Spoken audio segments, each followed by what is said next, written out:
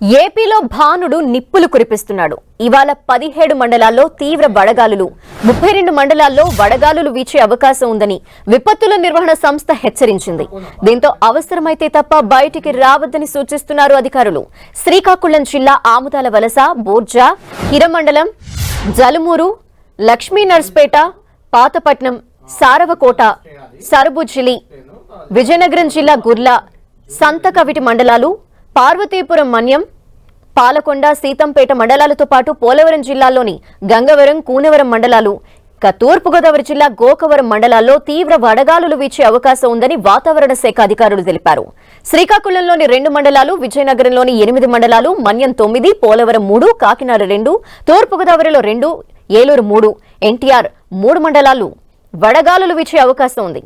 ఎండ తీవ్రత పట్ల ప్రజలు తగిన జాగ్రత్తలు తీసుకోవాలని డాక్టర్లు సూచించారు. వడగాలులు వీస్తున్నందున మహిళలు, పిల్లలు, వృద్ధులు సరైన జాగ్రత్తలు తీసుకోవాలని తెలిపారు.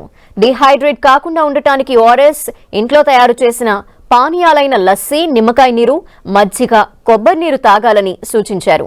మరోవైపు సోమవారం నుంచి 3 రోజుల పాటు ఉత్తరాంధ్రలో అక్కడక్కడ పిడుగులతో కూడిన వర్షాలు కురిసే అవకాశం ఉందని వాతావరణ శాఖ అధికారులు తెలిపారు.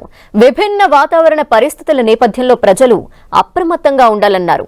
దక్షిణ కోస్తాంధ్ర, దాని పరిసర ప్రాంతాలపై ఉపరితల ఆవర్తనం విస్తరించి ఉందని విపత్తుల సంస్థ ఎండీ ప్రఖర్ జైన్ తెలిపారు. దీని ప్రభావంతో సోమవారం నుంచి 3 రోజుల పాటు ఉత్తరాంధ్ర జిల్లాల్లో అక్కడక్కడ పిడుగులతో కూడిన తేలికపాటి నుంచి మోస్తరు వర్షాలు కురుస్తాయని స్పష్టం చేశారు.